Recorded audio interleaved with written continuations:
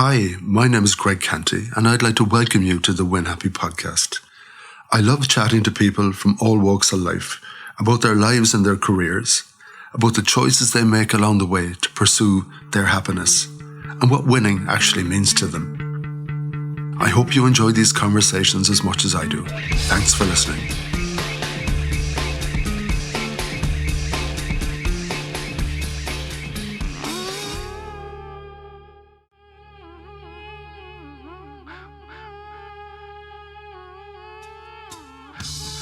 On today's podcast, I chat with London boy Len Lipitch, who celebrates 50 years living in Ireland this year. He started off as an accountant, and working in one of the flower power festivals changed his career trajectory. Len worked providing visuals to travelling bands. He lived in a few different countries.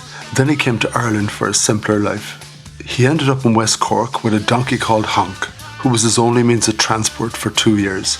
A tarot reader told him his life was about to change, and days later, he picked up a German hitchhiker, the beginning of a special love story and a successful jewellery business, Anibas.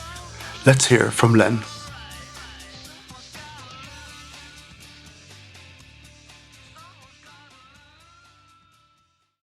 Len Lipitch, a huge welcome to the Win Happy podcast. How are you keeping? Good, thank you very much. Well, we picked the right day anyway for a recording, didn't we? We certainly did, yeah. I mean, you wouldn't have believed it after yesterday. But that's the nature of it, isn't it? Yeah. Is it the magic of it? Because in a way, we're at the tail end of June, you know, the peak of the summer, or maybe heading into the peak. And look at it. Yeah. It's just pouring. I know. But it's great. I mean, in a few years' time, we'll be grateful for this weather. This is true. I passed some touring caravans on the way in. Yeah, I was feeling a little bit of sympathy from some of those visitors to Ireland. Yeah. It's all well and good exploring when the weather's okay, but when it's piddling out of But I think they expect it. A few years ago, I met this Dutch family, and they were all dressed up. They had green wellies, you know, like new rain jackets and everything, and they were really pissed off because it hadn't rained. Yeah, exactly. Yeah. Why did we bring all this extra clothing? So many moons ago, you're the man who picked up a beautiful young German woman who was on her travels with a pal or an acquaintance, and that kind of changed everything. It certainly did, yeah. It certainly did. Yeah, and of course that was Sabine, and we heard her on the last episode of the Win Happy podcast. I knew that change was coming because the day before I went traveling, I had a tarot reading. I was in the middle of separating from my wife and everything, and things were very difficult. We had a week's holiday, 2 weeks holiday, because I was in charge of a small building company, and I couldn't go away. You know, I just did. We were playing music in the pub and everything every night and stuff, and I couldn't get away even though I wanted to. So I went to a friend and had a tarot reading, and it was just so powerful. It was so powerful. It was incredible. I got this energy off her that you know, I just had to get up the next morning and go. So I got up next morning, put my tent in the car, and I started driving up the west coast. Spent the first night in Liscannor, in the hostel. Then the next night I went up to Clifton and put my tent up, and I hadn't used that tent for years, so it sort of collapsed in the middle of the night, and Lovely. That was the end of that. So anyway, next day I go into Westport, and you know, walking around, and then I passed these two girls. I don't know why, but I totally remember the shop that we were walking past. It was an old electrical shop, you know, and even today I can remember that. We'd never met before. We didn't turn around or anything, you know, and I carried on walking, and I went to my car, and after a while, and started driving out, and I was heading off somewhere. But I took the wrong turning, and I ended up by the pier, which is a dead end. So I turned around and came back. I thought I'd go and have some lunch. Had some lunch, got in the car again and drove out, and there were these two girls hitching on the side of the road. And I picked them up, and I still don't know where she's going. Yeah, so that's the middle of this fantastic story of your life. Yeah. So what I'd like to do for the listeners is maybe if we could find out a little bit about the Len before that, if that's okay. So a question I ask a lot of my guests is, who the hell are you and where did you come from? Okay, I had one brother. My parents, we lived in North London. A very normal, average family, Jewish family. And yeah, I suppose there was nothing changed until the 60s. Yeah. When everything changed. And I left home and started finding my own way in the world. What did your mum and dad do? He was an antique dealer and my mother was a housewife. Ah. Yeah. Were you intrigued by your father's business? I was, yeah. I used to, at the weekends he'd take me out and we'd go to sale rooms and in the holidays he'd take me off. He'd, like there would be lots of auctions in big houses, estates and stuff where they were selling up.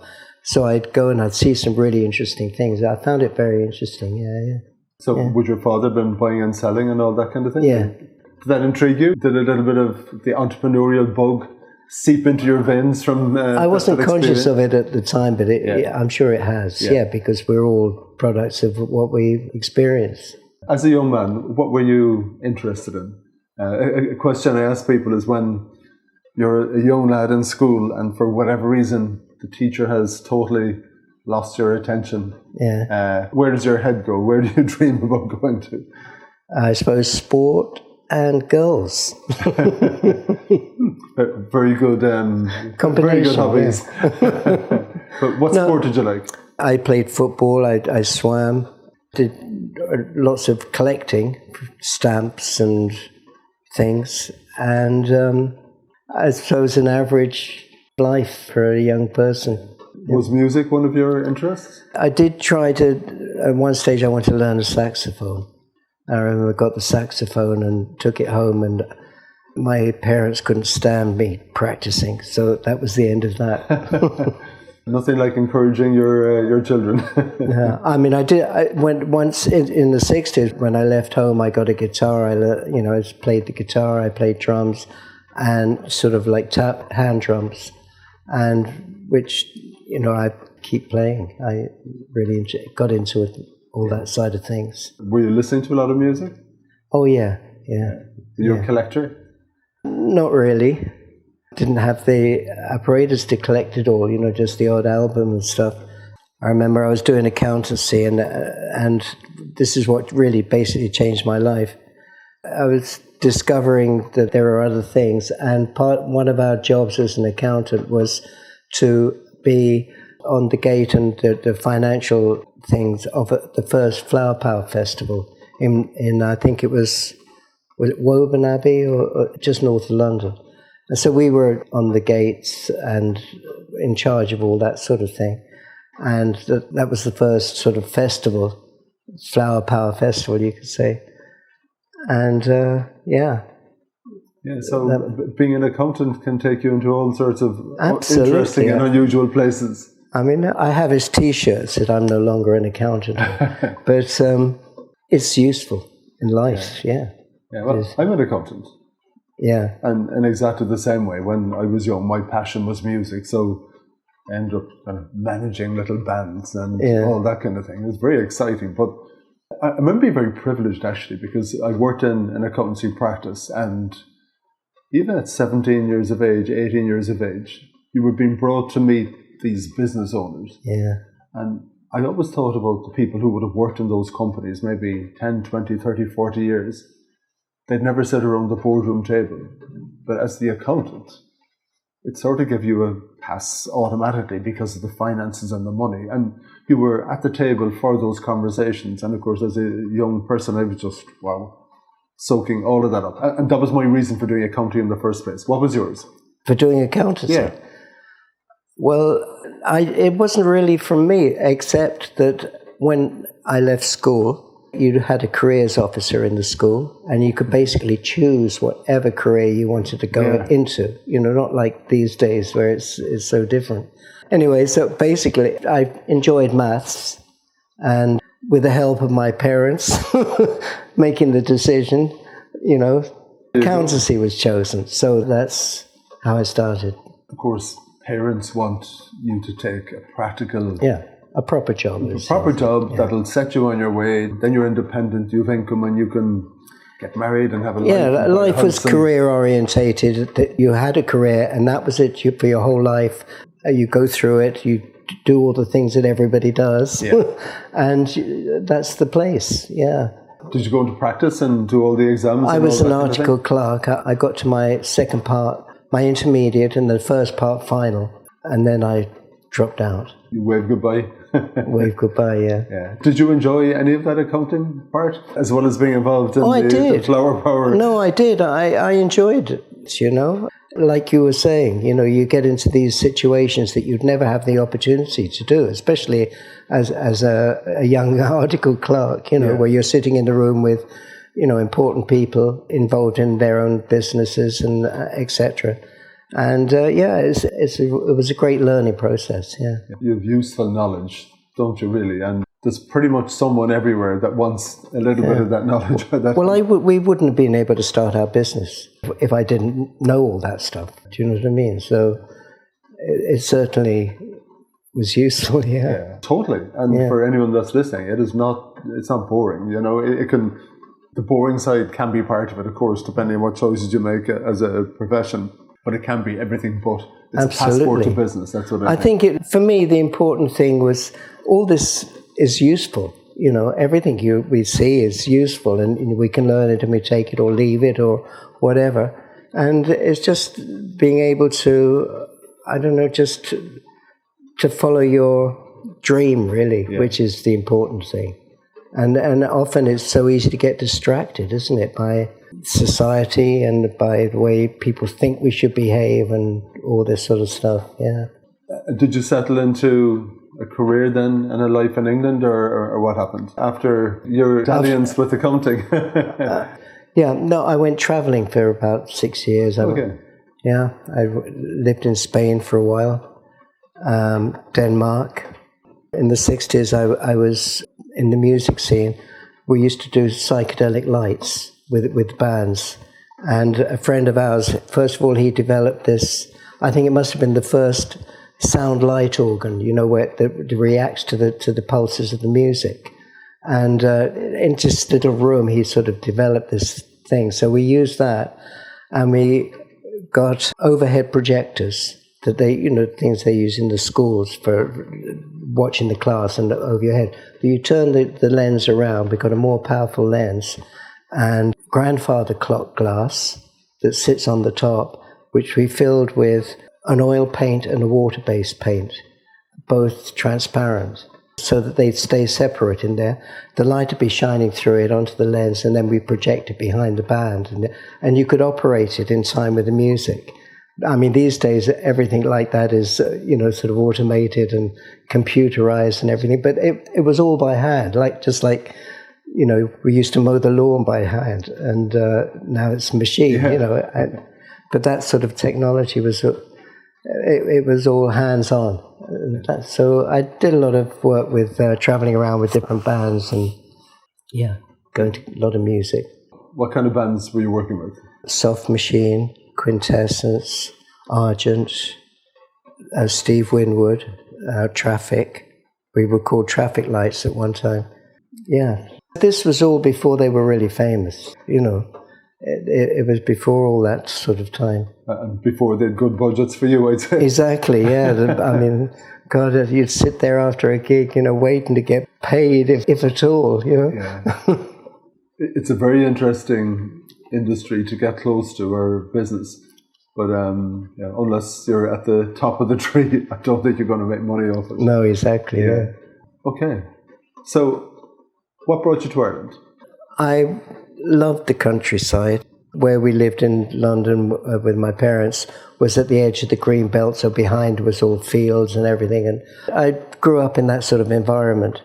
And when my father died, I just wanted to go and find a place to live in the country, and didn't have very much money. So I looked all over England, Scotland, Wales, and couldn't find anything that I liked that I could afford. And anyway, I was living in Swansea, working with a band there. And I used to live up this hill, and you could see the Innisfallen. They used to go from Swansea to Cork. Yeah, my dad just worked for the B&I line. Oh, did he? Yeah. And really? That was a great old boat. Yeah. I used to see it going across there, you know. And anyway, this guy says to me, God, why don't you go to West Cork? It's really beautiful over there and everything is really cheap, you know. So one day I got on the ferry with a friend of mine. The two of us went over there and we drove around West Cork, fell in love with it.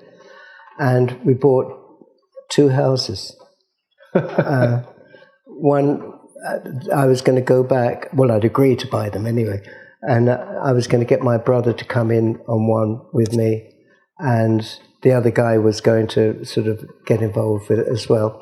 One was £1,000 and the other was £3,000. And this was amazing. Yeah. So we went back and my friend dropped out. So there was just me and my brother. So we could just do that. We managed to do that. And we thought we'd got the sale through and we were going to save up for a year to try and get some money together and to go over. And after the year, we had exactly the same amount of money as we started with, right? And we realized this is ridiculous. Let's just go. So we went. I had this car that cost me £6.10. It was Morris Minor. And I had £25 in my pocket. And we got on the boat. We had a trailer on the back of the car, loaded up with all the bits and pieces and anything that we thought might be useful, and drove over to Ireland, yeah. When was that? Probably about 1974. Okay. 50 years ago. Yeah. So that was the beginning of your Irish adventure. Yeah. Had you any connection to Ireland? No. And West Cork, you came in off the ferry, so it was the logical way to go. Yeah, hang a left and keep going. Yeah, exactly. That's basically what it was, yeah. And where was the house that you bought for £1,000? Near Drumalee. God, and that was right in the heart of the country. Yeah. Did you do it up, or what became of that house? Well, the 2 houses were quite close together, not by Noan Hill, and we all lived in the one house. It had no electric, it had no water. The water was down the road. So anyway, we lived in that house. We had open fireplaces, so there was lots of old wood around. It had a roof on, which was grand. So anyway, we sort of started getting it together, and after the first couple of months, I decided I was going to go up to the other house and do it up. So that was in the same condition, you know, no water, no electric. But just before I was going to go up there, the guards came along and they wanted me to import my car, which had cost me £6.10, and they wanted £25 for me to import it, which I didn't have. So they took the car away. But before they took it away, I took the passenger seat out because we had no seats in the house, you know. And so anyway, they came in this brand new Range Rover to get it, and one of them had to drive this old Morris 1000 with only one seat, and you know. Anyway, so that was gone. I wonder what became of the car. Exactly, yeah. God knows. God knows. So these houses, was the idea that you do them up and sell them and hopefully make a profit? No, the idea was that we would live in there and find us some sort of life, you know, in the country. Yeah. And were you working here? How were you putting bread on the table? I signed on. I got £5.10 a week, and I'd maybe get a bit of an odd job. I had a chainsaw, so you know, some neighbours would ask us. So one day, but you know, people would help each other, and most of the payment was in pints. Oh, I'll get you a pint, you know. We'll have a pint together, you know. That was payment, really. Yeah. So that was fine, and everybody was in the same boat, you know. If you had a few spuds, you give someone a few spuds and stuff, and then we try to grow our vegetables. So you finally got the house up and running and all of that. Yeah, I never got electric in that house. I lived for a couple of years with that, and I met someone in Bantry. Oh yeah, after they took my car, I bought a donkey and cart and all the harness and everything. £50 I got together and I bought all this. And that was my transport basically for 2 years. Yeah. What did the locals make of you? This crazy Englishman with his donkey and cart. It was really nice. Yeah. It was really nice. You know, first of all, I suppose people were amazed that for years people have been leaving these areas, have been going away because there's nothing for them, you know. And that's why I got the house so cheap, because there are so many ruins everywhere that the people have thought it's worthless being here. You know, let's go to America or Australia or somewhere and try and earn some money, because there's no work or anything. And the farms were very small because the land wasn't, you know, that good for farming. Yeah. So, first of all, they thought it was amazing. You know, well, what you do, you know, why? Well, it's a curiosity, isn't it? Yeah, but they were so nice, so welcoming, and so sharing. You know, when I moved in the house, there was a bag of spuds there and a bit of turf for the fire. And yeah, we got on really well, and everybody was in the same boat. Nobody had anything, really, except their bit of land and, you know. And as you said, the barter was the pints in the pub. Yeah. What was your local? Well, at the beginning, the local was about 9 miles away. Yeah. So I'd only go there once a week. Yeah, that poor donkey must have been worn out. Yeah. What was the donkey's name? Honk. Honk. Yeah. Yeah, Honk was your buddy for a while. He was my baby, yeah. I mean, yeah. Just get up in the morning. This is my first house, right? I get up in the morning. I get some firewood for the fire, a big open fire, and I'd make some bread on the bastable, you know, on the fire. And the donkey would be outside there, and I go and feed him and everything, and have my lunch and blah, blah. And then it'll be dark. And then, you know, you put everything away and you go to bed, you know, put on the news, and it'd be like 6:30 in the evening, you know. I mean, everything was done in the light, and, you know, because you're just living with natural environment. So, yeah, it was like that for a few years until I moved to Bantry. Yeah. Okay. So what prompted the move to Bantry? I met someone in Bantry. Okay. And we eventually got married. So you had a previous lover? Yeah. Well, she died a good few years ago. Yeah. So a Bantry romance. Was it an Irish woman? Yeah, Yeah. Okay. So you were really getting in with the locals. Oh, she was brought up in the UK, but she was an artist, yeah. And we were called blow-ins, you know. But people were very normal and natural and really accommodating, and it was so different from the way people are now. I suppose it was because, you know, it was the first time people had been coming back to West Cork, you know, to rural parts of Ireland, you know. I think a blow-in is anyone who actually isn't from here. Well, exactly, I'm not talking about English. I'm talking about, you know, if you're from Cork City, you're a blow-in. Absolutely. No more than from London. If you were from the other side of the hill, you'd be a blow-in. But that was it. Nobody moved around in those days. There were only people that left. Yeah.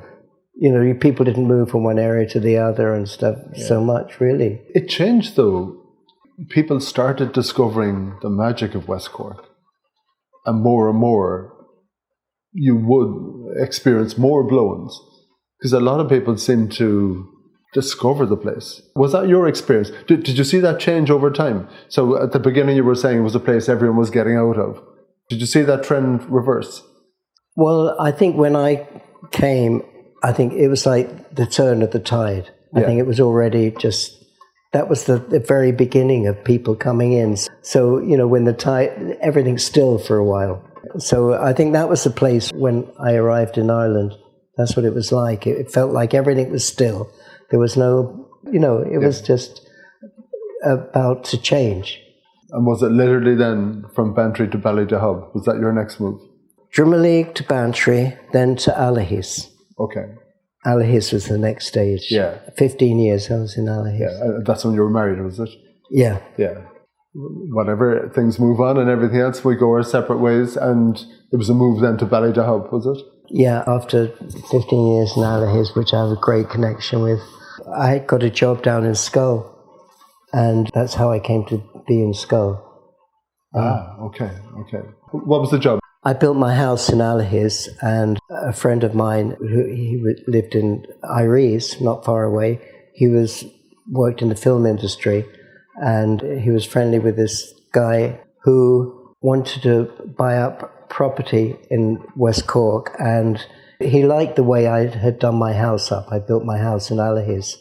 So he brought him over there, and then he asked me to come down here, and he was buying old cottages, just like the ones I had bought, or the one I had bought. And he asked me, would I do them up? So he used to come down, and I got a team together, and we do up old cottages. Yeah. So that's how I came to stay down here. This accountant from London. Yeah. Is now a builder. Yeah. Where did that come from? Just figuring it out, or? No, because when I stopped becoming accountancy, it was all about being practical. It was all about surviving. It was all about just doing all the things you need to do to be comfortable as you can in your situation, yeah. So figure it out. Yeah, and that was it. I mean, just like an accountant that figures out how you can make the company work. You know what I mean? And life is about how you can make your life work. Yeah. Well, that practical gene certainly didn't creep into my psyche, and most unpractical person you could meet when it comes to anything like that.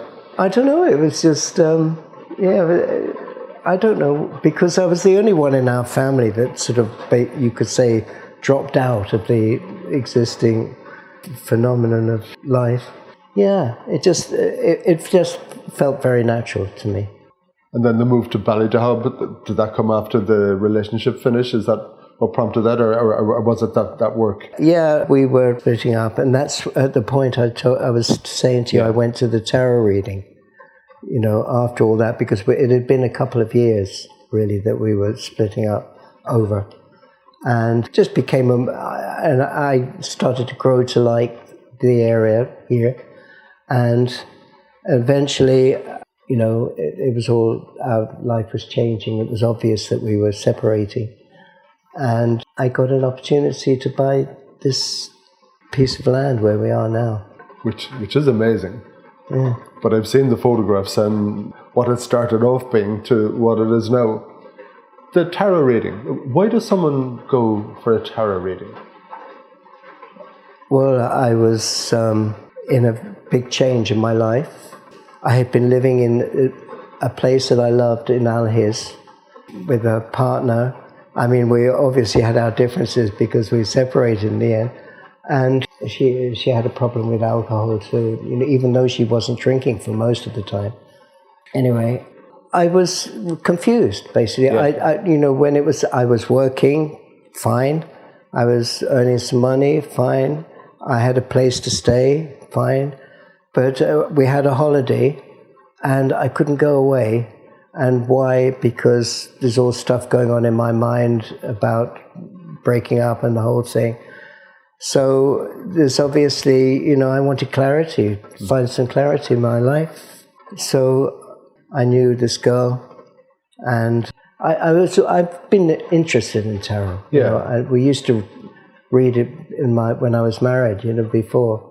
We used to do tarot readings together and stuff. Even though I never really studied it, it was just more of a sort of felt natural. Yeah, I've tarot cards that I bought somewhere, and I've never opened them.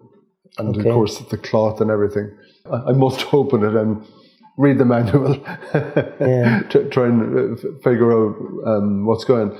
Because when you do break up with someone, you actually break up from your life, don't you? It's more than that relationship. Yeah. So you clearly loved the house that you built.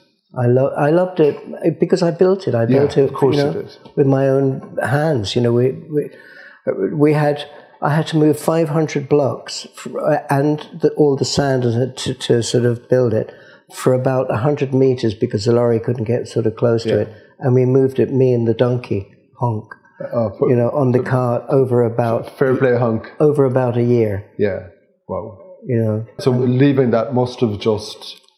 Whatever about the relationship, and I don't want to make little of that, but that must have ripped the heart out of you, and it was such a big part of who you were, and it left a big hole, I'm sure. Absolutely. So I can understand why. Yeah. I mean, 15 years together, living really close with someone, and it's bound to have an effect. It's a lifetime, isn't it? Well, you know, 15 years is a long, long time. So I can only imagine your state of mind. I separated as well many moons ago, but you leave everything. In my case, it was leaving children as well. So that's another layer to all of that, where you don't see them every day and all that kind of thing again. But that is huge. So where was the tarot reading done? In Ballydahab. In Ballydahab, okay. Is the tarot reader still there, or she's long gone? No, she's moved away. Yeah. What did she say to you? What were the cards? I can't remember the cards. I really can't. All I remember is the energy. Yeah. And you know, the feeling that she managed to put inside me, you know, by just feeling so positive about what she saw in the cards. Yeah. You know, I've never experienced anything like that. It was so powerful.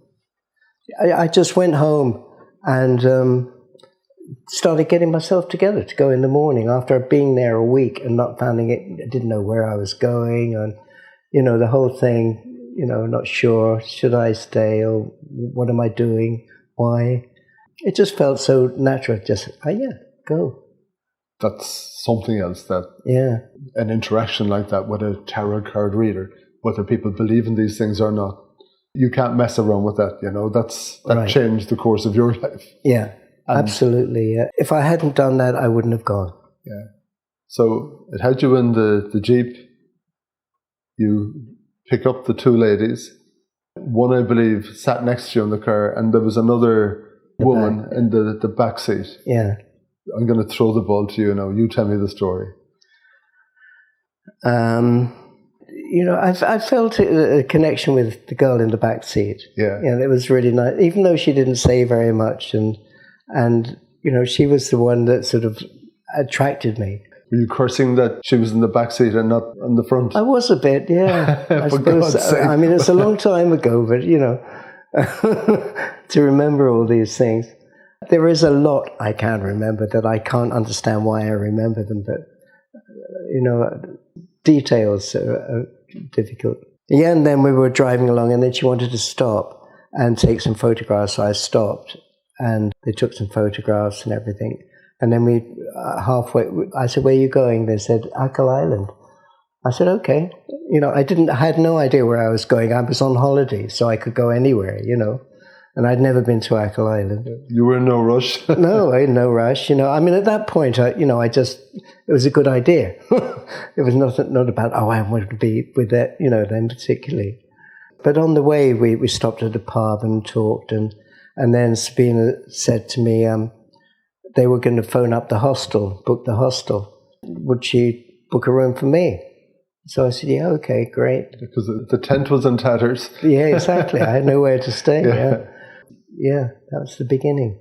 By the time we got there, I really felt some connection, and I wrote this poem while they went out walking on the beach and everything, and I'd never done that before.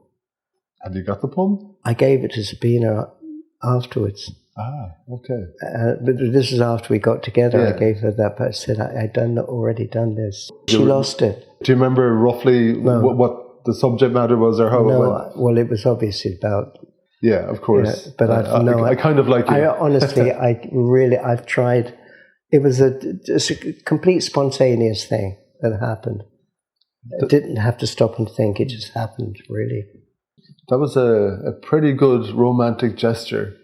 Yeah, for any men listening, if you're romancing, write a poem. That's kind of a good tip. Yeah. I mean, I would never have given it to her if we hadn't got together, you know. I like that idea. So, navigating the craziness that was going on in your head, obviously you were in the middle of huge changes. And this young woman who was on just a visit to Ireland, navigating that into a life together must have been crazy. Yeah, I know. Sabina has had her whole journey which is totally different from mine, Yeah. to get to this point. Yeah, which makes it really interesting, yeah. She told me she was struggling. She was swept away, but I think there was a bit of turmoil as well. I imagine logic and where am I going? And I thought I was on a path, and now this unexpected path has just been descended upon me. That was a lot for her to cope with.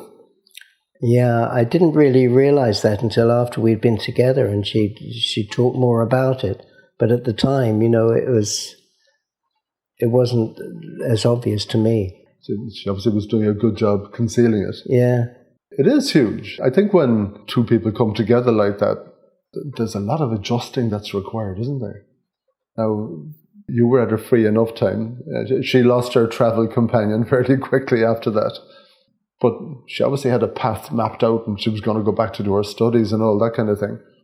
I can imagine that would be a struggle, And you obviously showed her this wonderful house. No, it wasn't a wonderful house that you showed her, was it? No. Did she tell you about our first meal up here? No. Oh, no. And when I brought her up here to start with. No, go for it. Because just before I'd met her, I had been negotiating about trying to buy this place. So I had actually bought it, but I had agreed with the neighbour down below, and I was in the process.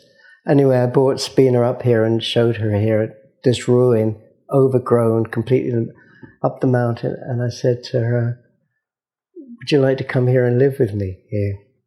Now, how long did you know her at that point? I suppose a week. Okay. It might not have been that long, actually. Yeah. So what did she say? She said, yeah. Yeah. You gave her a key, obviously, and she walks in the door and... Well, there was no key, there was no door. Yeah. Describe the state of the place. Well, we couldn't actually see the house until there's a rock in the front there.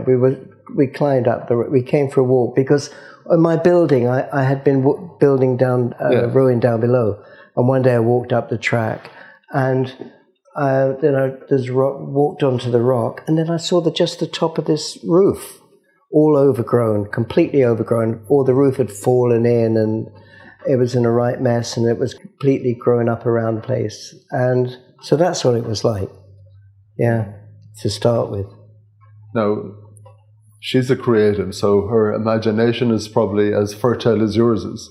Could you picture what it was going to be? I could. Yeah. Did she? I don't know. I mean, maybe she wasn't particularly picturing the house, Yeah. Maybe she had some other picture, I don't know. Has it turned out the way you thought it would? No. No? In what way?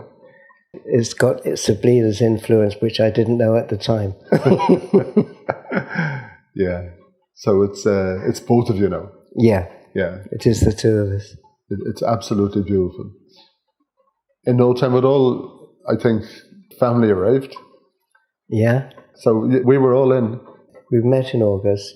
She came here the following spring, and Simeon was born in February the following year. Wow. Yeah. Do you remember when she told you that she was pregnant? No, I can't remember that. Yeah.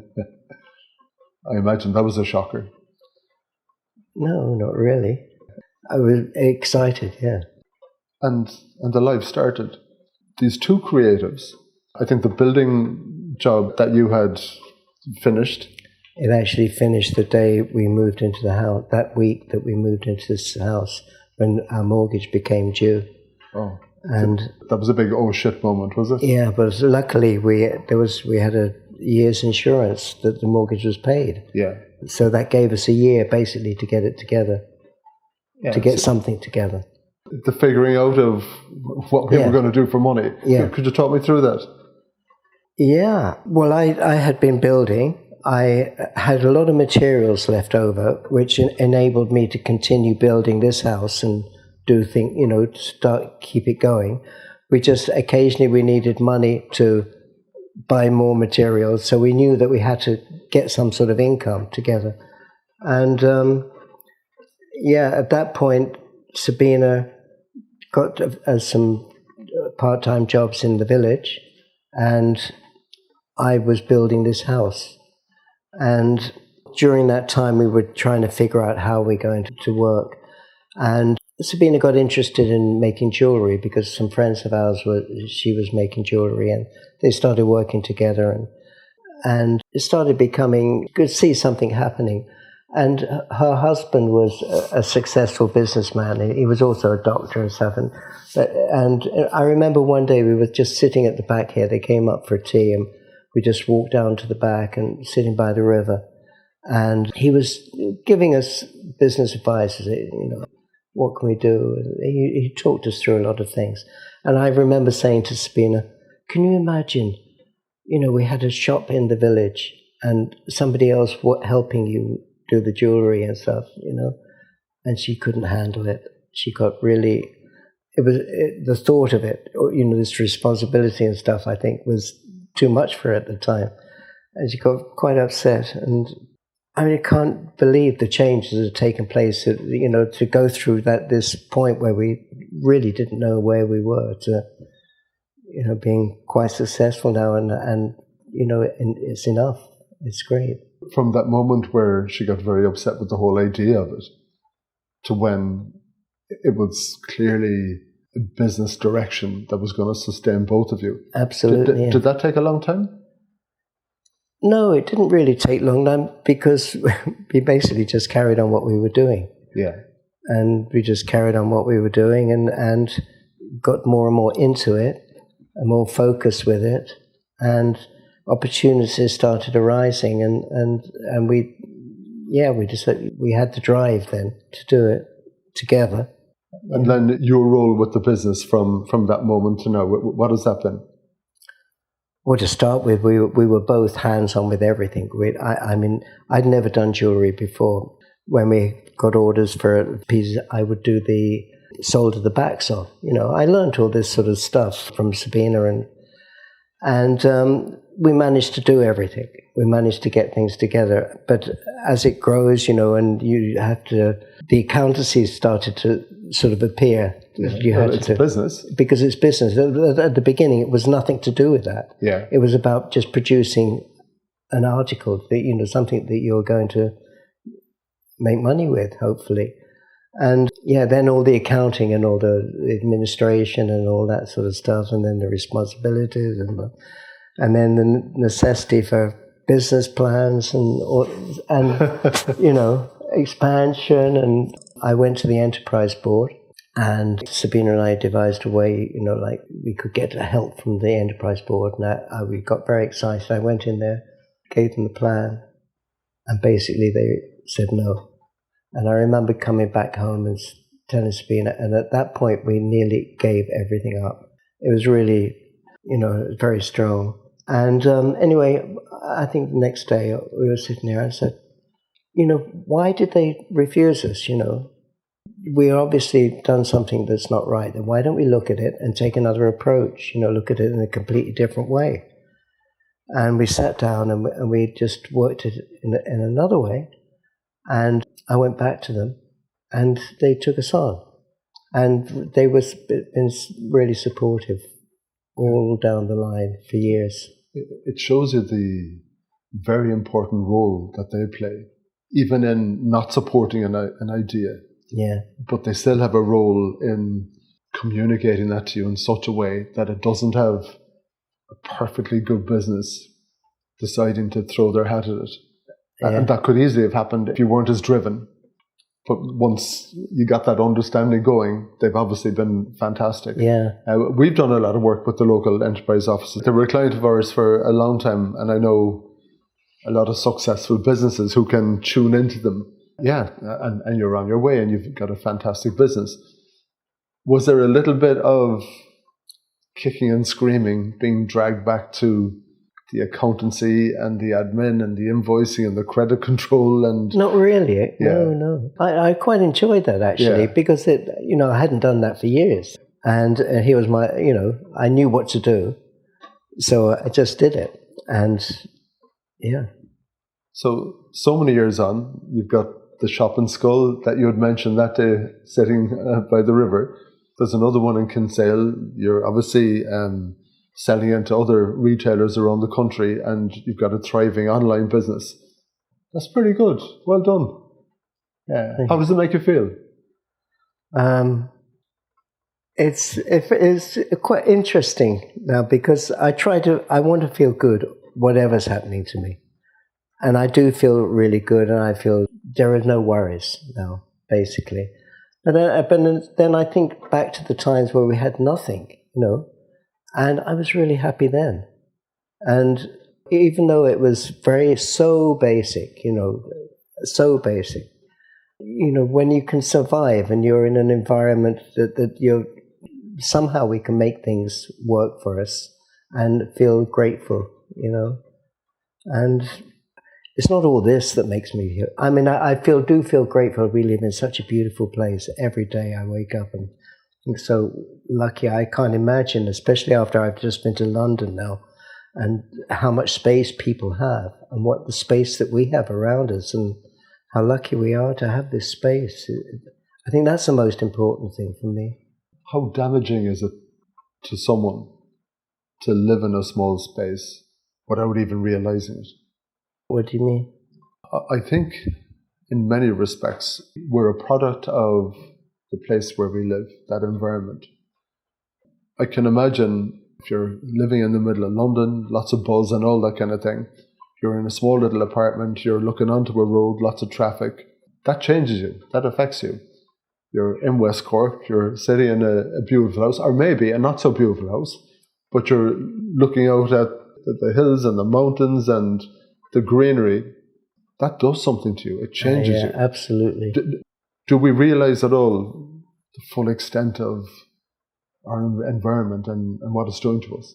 Well, I think most people don't live in that sort of environment. Yeah. That's the thing. So they don't know what it's like, and we don't know what it's like for them. When we live in this environment and what it's like. I mean, I know what it's like to go and stay there for a few days. I just want to come back. Yeah, exactly. Yeah. And it's good. It's good to taste that and come back and go, this is nice. Yeah. Your creativity, Len, obviously there's the jewellery, obviously there's the building. I know there's music with you, but when I was here with Sabine in the little workshop, you're tinkering away with a few bits and bobs still, aren't you? Oh, yeah. I like finding, I see things lying around a place and I suddenly get a whole vision of something, and there is just so much art out there that we look at every day and we don't appreciate, you know what I mean? And I just found that some of the things I pick up and stuff that you can imagine all sorts of things with them. And just in certain positions, they look really interesting. And I've just been playing around with those sort of things, The accountant, Playing around with those sort of things. Yeah, the accountant. Wow. Rearranging it, and it looks right. Yeah. I met an interesting accountant today. I remember the accountancy office that I was working, small little office. And, the ACCA, the accounting body, the very odd time, they'd have a meeting of the Southern Branch. And it's inside in Cork City, in the Imperial Hotel. And again, being the small office, I wouldn't have known who these people were. But you go in the door and you know them straight away. That's the group. We become our profession in many ways, but thankfully there's one or two exceptions. Len, what's happiness to you? The plumbing's working, the electric's working, the weather's nice, I can go outside, and, And somehow with you, I think you would still find happiness when the electricity isn't working. Well, I do. And the plumbing isn't working. I do, actually. And it's piddling out of the heavens. You see, I mean, having lived 15 years without electricity, I know what to do. Yeah. I remember, and every year now, when the kids were small, on the 21st of December, when we got electricity, we turn it all off. and we'd have no lights on in the house, no electrical things on. We'd cook on the fire just for the one day, just so that we'd all experience what that was like. We'd have, candles for the light. And, just recalibrate in a way. Yeah. That's a clever idea. And it was the kids really appreciated it because they would never experience that otherwise, really. Yeah, spoken like a true accountant. And the name of the podcast is Win Happy. So the idea about that was, I was thinking that a lot of people in our lives were chasing things that don't make us happy.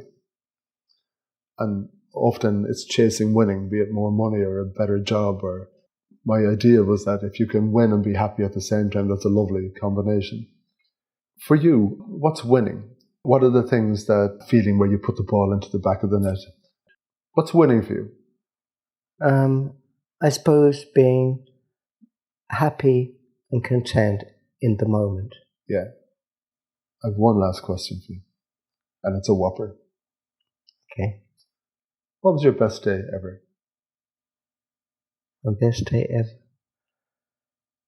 I think when my first son was born.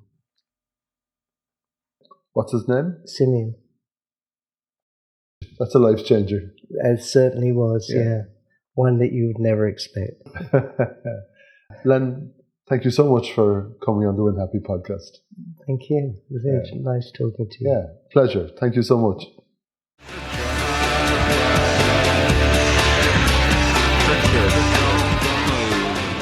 Thank you for listening to the Win Happy podcast, which has been brought to you by Fusion Communications. If you'd like to get in touch, feel free to send me an email at greg@fusion.ie. So until next time, take it easy.